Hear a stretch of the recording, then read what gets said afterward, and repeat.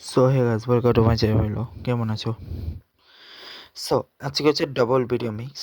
তো আমি হচ্ছে র্যাঙ্কিং করব তো 1 to 20 কাকে কত নাম্বার রেখেছি। আর সেকেন্ড হচ্ছে যেটা আমি করব সেটা হচ্ছে স্কোয়াড নিয়ে আমি আলোচনা করব। মানে স্কোয়াডে কাকে কত রেট দিয়েছি। তো ফার্স্ট হচ্ছে আমি স্কোয়াডের রেটিং নিয়ে আসি। সো ফার্স্ট আমি স্কোয়াড যা রেট দেবো সেটা হচ্ছে ইন্ডিয়ার ব্যাটিংয়ে, বলিংয়ে, অলরাউন্ডিংয়ে, উইকেট কিপে অসাধারণ একটা টিম। জাস্ট ফর শিওর যদি থাকতো, মানে দু একটা জাস্ট হালকা পাতলা চেঞ্জ থাকতো, যে সঞ্জু স্যামসন, মানে আমি 9.5 দিচ্ছি জাস্ট ফর 1 পার্সন, সঞ্জু স্যামসনের ফর্মের জন্যে। বাট 9.5 ইন্ডিয়াকে, ঠিক আছে। ইন্ডিয়াকে এর থেকে বেশি কেউ পায়নি। 9.5 হাইস্ট পেয়েছে, যেটা ইন্ডিয়ায় পেয়েছে। ওয়াই ইন্ডিয়াকে আমি 9.5 দিচ্ছি?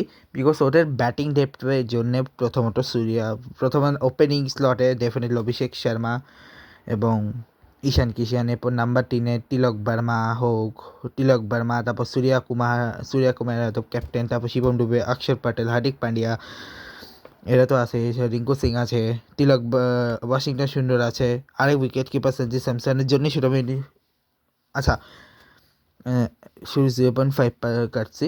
Others all are amazing. যে জাসপ্রীত বুমরা আছে, Varun Chakravarthy, Kuldeep Yadav, Harbhajan Singh, death bowling, amazing batting, amazing fielding, all together মিলাই আমি 9.5 দিচ্ছি ইন্ডিয়াকে। আর দুর্দান্ত ফর্মে রয়েছে তারা।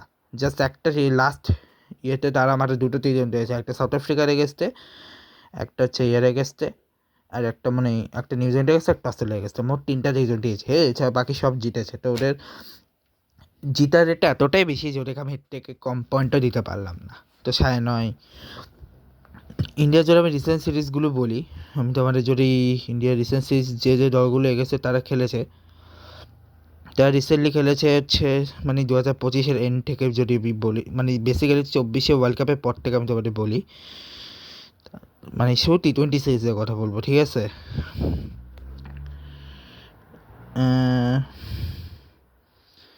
টি-20 ওয়ার্ল্ড কাপের পরে ইন্ডিয়ার সোজা টি-20 ওয়ার্ল্ড কাপ হয়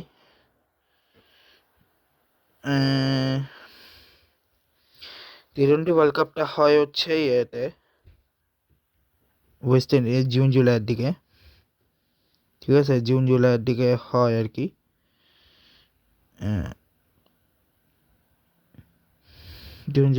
জুনের হয়েছিল, জুনে শুরু হয়েছে, জুলাই শেষ হয়েছে আর কি। আইসিসি মেন্স টি-20 ওয়ার্ল্ড কাপ জুনে শেষ হয়েছিল। এরপর তো শুরু করে তারা, এরপরে ইন্ডিয়ার এরপরে সিরিজ হয় জিম্বাবুয়ের সাথে, যেখানে অভিষেক শর্মা কামব্যাক করে, যেখানে জিম্বাবুয়ের সাথে প্রথমটা হারলো, এরপরে টানা 4 ম্যাচ তারা জিতে 4-1 তারা জিম্বাবুয়েকে হারিয়েছে। এরপরে তারা শ্রীলঙ্কার এগেস্টে টি-20-তে 3-0-তে 3-0-তে জিতছে, 3-0-তে জিতে গেছে। শ্রীলঙ্কাকে জিতা শুরুকে দেয়নি। এরপরে রইল হচ্ছে, আর তাদের ওয়ার্ল্ড কাপের পারফরমেন্সটাও যদি আমি ধরি, ওয়ার্ল্ড কাপের পারফরমেন্সটা অসাধারণ গেছে একদম। আচ্ছা, আমি ওয়ার্ল্ড কাপের পারফরমেন্স থেকে বেসিক্যালি বলি। অলরেডি দুটো আমি বলে দিয়েছি ওয়ার্ল্ড কাপের পারফরমেন্সের পর কী হয়েছে। ওয়ার্ল্ড কাপের পারফরমেন্সে ফার্স্ট ম্যাচে তারা নেমেছিল কাদের এগেনস্টে নেমেছিল ইন্ডিয়া, আয়ারল্যান্ডকে হারিয়ে হলো নিউ ইয়র্কের মাঠে। এর পরের ম্যাচে তারা হারালো হচ্ছে পাকিস্তানকে প্রবাবলি, হ্যাঁ। এরপর তারা পাকিস্তানকে হারিয়েছে মাত্র 6 রানে। তারপরের ম্যাচে তারা বিট করলো হচ্ছে কানাডা, সেটা ম্যাচটা অ্যাবন্ডেড হয়ে গেছিলো। এরপরে ইন্ডিয়ার লাস্ট ম্যাচ ছিল প্রবাবলি ইউএসের সাথে। ওয়েট, যে গ্রুপ এতে ইন্ডিয়া মানে ইউএসের এগেস্টে তারা থার্ড ম্যাচ খেলে 7 উইকেটে জিতছিল। কানাডা ম্যাচটা অ্যাবন্ডেড হয়ে গেছে। আফগানিস্তানকে 37 রানে আছে, বাংলাদেশকে 50 রানে হারিয়েছে, অস্ট্রেলিয়ার সাথে 24 রানে জিতছে। ইংল্যান্ডের সাথে 88 রানে জিতছে, এই দুটো ছিল, কিন্তু বেস্ট ম্যাচ ছিল সাউথ আফ্রিকার সাথে ফাইনালটা, মাত্র 7 রানে তারা সাউথ আফ্রিকাকে হারিয়েছে। এরপর তার জিম্বাবুয়েকে সিরিজ হারিয়েছে, তারপরে শ্রীলঙ্কাকে T0-তে হারানোর পরে এরপরে তাদের নেক্সট সিরিজ ছিল, মানে নেক্সট সিরিজ, ইন্ডিয়ার নেক্সট সিরিজ ছিল এরপরে বাংলাদেশের সাথে, যেখানেও বাংলাদেশকে 3-0-তে তারা হারিয়েছে, যা আমাদের একটা বেস্ট 297 রানে একটা রেকর্ড ছিল। তারপরে ম্যাচ ছিল আবার তাদের, সরি নিজেকে দিকে একটু খারাপ বলতেছি, কিছু করার নেই। ইন্ডিয়া বাংলাদেশ এই ট্রিপের পরে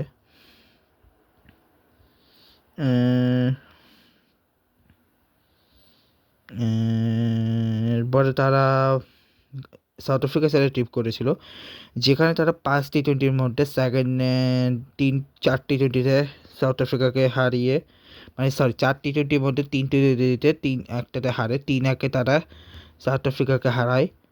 এরপর সাউথ আফ্রিকা 3-1-এ হারানোর পরে তারা এরপরে অস্ট্রেলিয়ার সাথে সিরিজ খেলে, যেখানে তারা অস্ট্রেলিয়ার সাথে টেস্ট ছিল, তো ওটা পরে বলতেছি, ওটা বাদ দিলাম।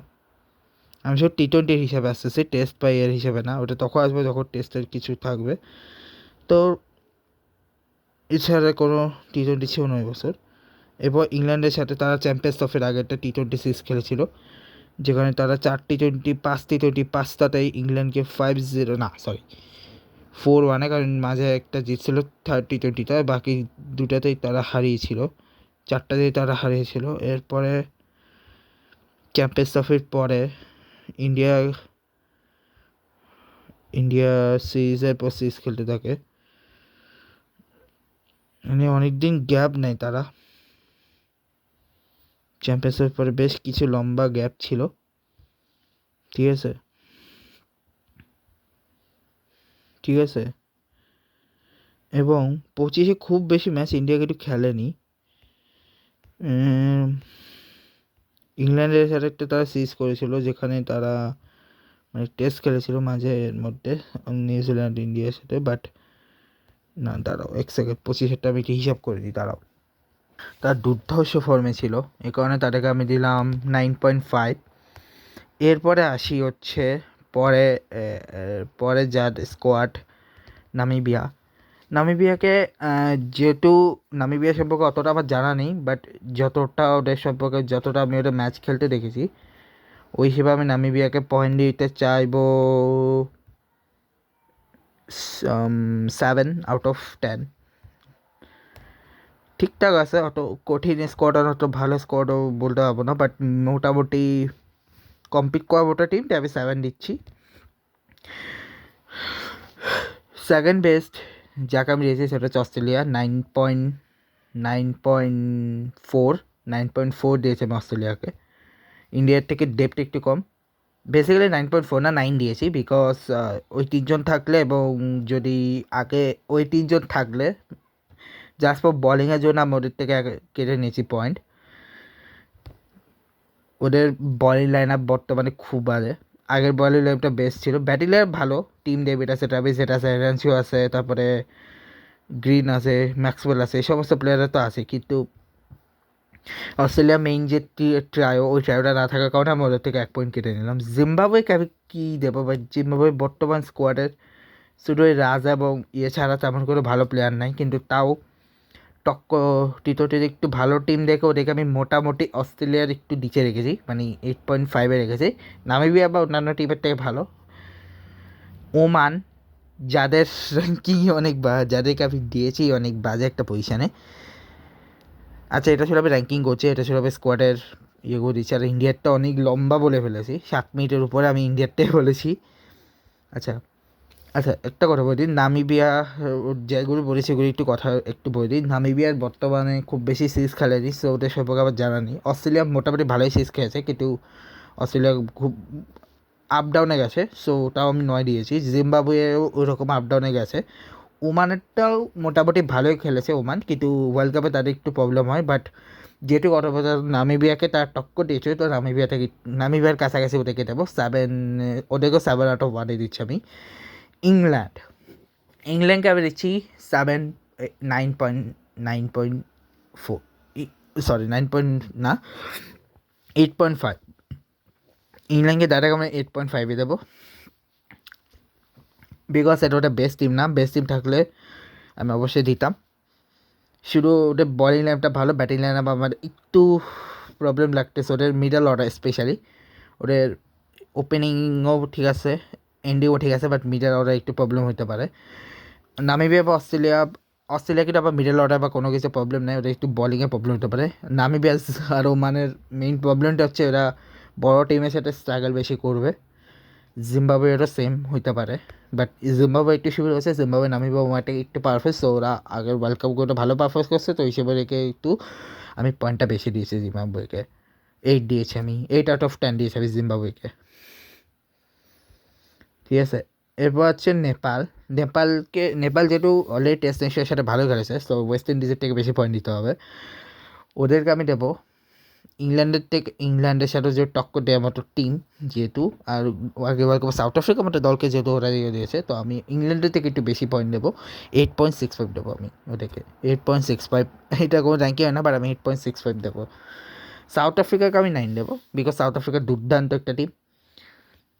ইন্ডিয়ার কাছাকাছি দিতে পারবো না, তাই আমি ইন্ডিয়ার কাছাকাছি আমি দিতে পারবো না। সাউথ আফ্রিকা ওরকম লেভেলের এখন না, মানে ইন্ডিয়ার লেভেলের মতো টিম যে সাউথ আফ্রিকাটা আমি ওটাকেও দিতাম। সাউথ আফ্রিকা হচ্ছে অস্ট্রেলিয়া লেভেল, সো ওটাকে সাউথ আফ্রিকা। নিউজিল্যান্ডকে আমি 9 দিচ্ছি, মানে বেসিক্যালি আমি 3টা টিমকে 9 দিচ্ছি, সাউথ আফ্রিকা, নিউজিল্যান্ড এবং অস্ট্রেলিয়াকে। আফগানিস্তানকে আমি বলতে গেলে এশিয়ার সেকেন্ড বেস্ট টিমও হোক বা না হোক, আমি ওদেরকে 8 দেবো, 8-এর বেশি আমি দেবো না, বিকজ ওদের ডেপথ একদম যেরকম নর্মাল থাকে ওরকম। আয়ারল্যান্ডকে আমি দেবো হচ্ছে 7। আয়ারল্যান্ড যেহেতু টেস্ট নেশন, ওদেরকে আমি আফগানিস্তানের সাথেই রাখবো। বেসিক্যালি জিম্বাবুয়ে, আফগানিস্তান আর আয়ারল্যান্ড টেস্ট নেশনের র্যাঙ্কিং বাইস আমি এদের 3জনকে একসাথে রাখছি। নেদারল্যান্ডকে আমি এদের 3জনের থেকে একটু কম দেবো, 7.5 দেবো, 7.5। ইতালিকে আপাতত আমি নেপালের সাথেই রাখতেছি, মানে 8.65 রাখতেছি স্কোয়াড হিসেবে, বাট জানি না কতটা ভালো করবে। কানাডাকে আর ইউএসএ, আচ্ছা কানাডা, ইউএস আর টিউজারটা আমি বলি, 3জনকে আমি দিচ্ছি 8.4, 8.4 দিচ্ছি আমি 3জনকে, কাছাকাছি এর জন্যে। এরপরে আমি সেকেন্ড বেস্ট দেবো শ্রীলঙ্কাকে, যেহেতু ওরা second host plus second Asian best team, তো শ্রীলঙ্কাকে দেবো 9.4। 9.3 আমি দেবো হচ্ছে ওয়েস্ট ইন্ডিজকে, যদিও তার নেপালের থেকে বাজে, কিন্তু তাও আমি 9.3 দিচ্ছি, আর আমি 8.9 দিচ্ছি পাকিস্তানকে। সো এই হচ্ছে আমার র্যাঙ্কিংয়ের জন্যে। আচ্ছা, তো কেন বাকিটা আমি দিলাম, আমি ওদের পারফরমেন্সের বিচারে, রিসেন্ট ফর্মের বিচারে এবং ওই হিসেবে দিয়েছি। আর 3টা দলের ইতালি বা ইউএই, ইতালিরটা আমি ওদেরকে ওই এই হিসেবে দিয়েছি, বিকজ ইতালি দুর্দান্ত ফর্মে ছিল এবং একটা দল বাদ গেছে স্কটল্যান্ড, ওদেরকে আমি র্যাঙ্কে রাখছি নেদারল্যান্ড, যেখানে আছে নেদারল্যান্ডের সাথে 7.5, কারণ ওদের ডেপটা ওরকম, বাট মোটামুটি টিম ঠিক আছে। সো এটা হচ্ছে আমার র্যাঙ্কিং ওয়াইজ ছিল, সরি এটা হচ্ছে আমার ওপিনিয়নে স্কোয়াড ডেপথ প্লাস হচ্ছে আমি ওদেরকে কাকে কত রেটিং দিলাম। সো এই ব্লগটা শেষ হচ্ছে, নেক্সট ব্লগ আসবে যেখানে আমি ওদেরকে দেবো হচ্ছে আমি হচ্ছে আমার 20 রেখে রাখবো, কেন রাখবো সেটাও ওখানে রিজন ওয়াইজ বলে দেবো।